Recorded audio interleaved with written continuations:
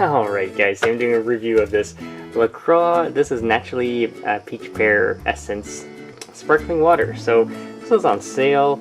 I've tried a whole bunch of different sparkling waters before, such as the bubbly and the Fresca and all those other ones, but I haven't tried this one. This was on sale.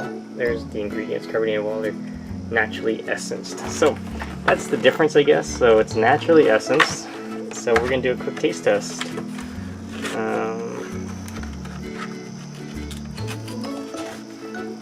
Let me get this open here. There we go.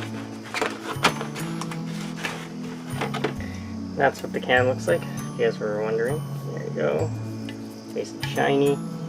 And carbonated water, naturally essenced, 0 calories, nothing in there. Okay, so let's do a quick taste test. There we go.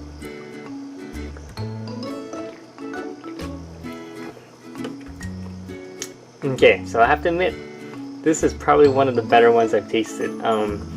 The peach flavor really comes through. The peach aroma is really there, and you get a hint of the pear, but it's mainly the peach. Definitely check this out, guys. If anyone has questions, comments, post below, subscribe to the channel. Probably one of the better ones, but it's not at, let me see.